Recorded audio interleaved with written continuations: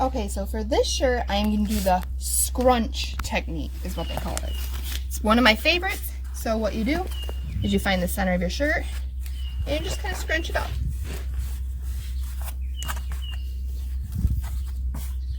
And you just keep scrunching. And then I usually hold like a pinch here, just so that way I don't lose the work that I did. Then you take it and you scrunch it this way. And you will continue to do this throughout the whole shirt. Okay, so this is the shirt, now that I have it all scrunched. And my hands are kind of small, so it's hard to keep its form. So just try to do the best you can. And typically I am wearing gloves, but I used my last pair of gloves at my aunt's house. So I'm out right now. So here it is, kind of all scrunched up. So what I do is I try to hold its form until it gets a little wet.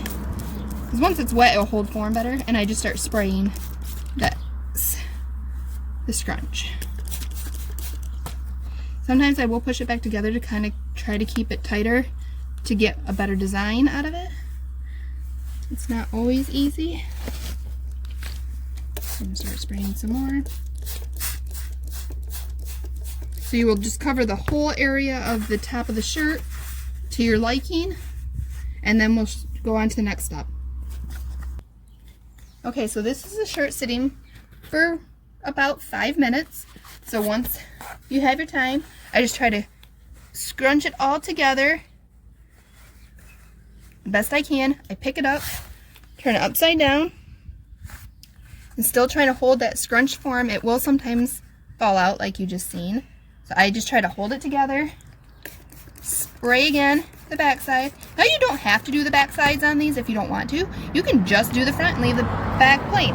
I just like my front and back to kind of somewhat be in the same design, but I really like the whole tie-dye, reverse tie-dye as they kind of call this.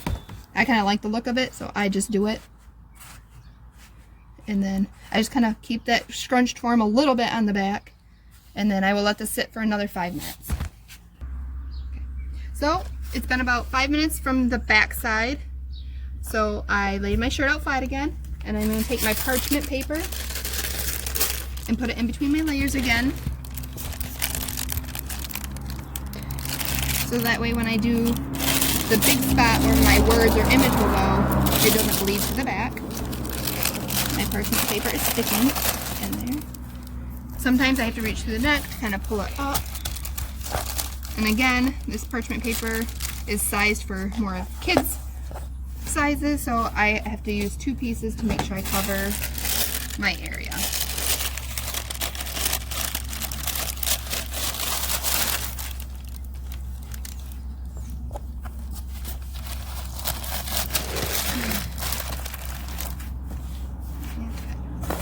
And once that is done, I get out my tape measure again, because my images go between 3 and 3.5 inches from the neckline. Just trying to make this as flat as I can. So I always go from the bottom of the seam there. I'm gonna mark it. Hopefully this time it does not drip. There we go. So I marked it. You can see the bubble here from my mark. And so this time I'm gonna try to make my own circle. Sometimes I use an old Tupperware dish that is in a circle form just to kind of get it started, and then I just add from there. But it looks like I'm doing decently this time on my own. It's a little lopsided, but I'm not perfect at drawing circles. So you will just do like you did in the other video, and you will continue to spray the whole entire circle.